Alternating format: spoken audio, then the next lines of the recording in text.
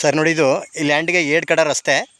ಒಂದು ಕಡೆಯಿಂದ 1.5 ಕಿಲೋಮೀಟ್ರ್ ತಾರ್ ರೋಡಿಂದ, ಒಂದು ಕಡೆ ಒಂದು 250ರಿಂದ 300 ಮೀಟ್ರು.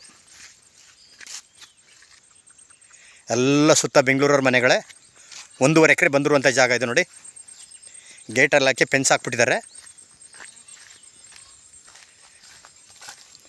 ನೋಡಿ. ಇದೇ ಜಾಗ. ಎಲ್ಲವೆಲ್ಲ ಲೋಕಲ್ನವ್ರ ಮನೆಗಳು, ಬೆಂಗಳೂರಿನವ್ರ ಮನೆಗಳು ಎಲ್ಲ ನೋಡಿ. ಅದು ಬೆಂಗಳೂರವ್ರದ್ದು 1.5 ಎಕರೆ. ಫೆನ್ಸನ್ನು ಹಾಕಿ ನೀಟಾಗಿ ಬೋರೆಲ್ಲ ಇದಕ್ಕೆ ಬೋರ್ ಹಾಕ್ಸ್ಬೇಕು. ವಾಟ್ರ್ ಬೆಟ್ಟದು ತುಂಬ ಚೆನ್ನಾಗಿದೆ. ಎಲ್ಲ ಸುತ್ತ ಅಕ್ಕಪಕ್ಕ ಎಲ್ಲ ತೋಟಗಳೇ. ಮಣ್ಣಂತೂ ರೆಡ್ ಸಾಯಲು. ಈ ಲ್ಯಾಂಡ್ಗೆ ಬೆಂಗಳೂರಿಂದ 80 ಕಿಲೋಮೀಟ್ರ್ ಆಗುತ್ತಾ. ಮಳವಳ್ಳಿ ಕನಕಪುರ ಹೈವೇ ರೋಡಿಂದ ಒಳಗಡೆಗೆ 2 ಕಿಲೋಮೀಟ್ರ್ ಆಗುತ್ತಾ. 2 ಆಗುತ್ತಲ್ವಣ? 2 ಕಿಲೋಮೀಟ್ರು. 2 ಕಡೆ ರಸ್ತೆ ಐತೆ. ಒಂದು ಕಡೆ ತಾರ್ ರೋಡಿಂದ 250ರಿಂದ 300 ಮೀಟ್ರು, ಒಂದು ಕಡೆಯಿಂದ 1.25 ಕಿಲೋಮೀಟ್ರು.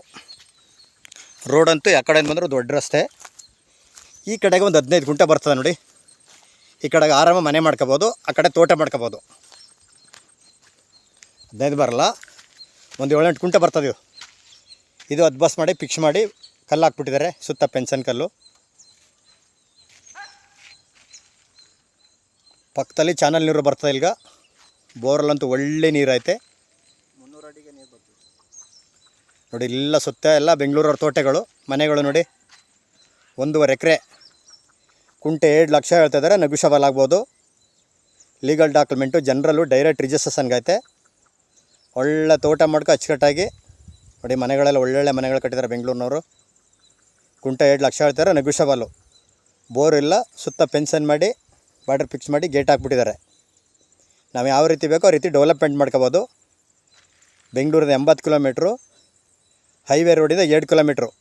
ಕನಕಪುರ ಮಳವಳ್ಳಿ ಹೈವೇಯಿಂದ ಈ ಕಡೆಗೆ ಒಂದು 5-6 ಕುಂಟೆ ಬರ್ತದೆ.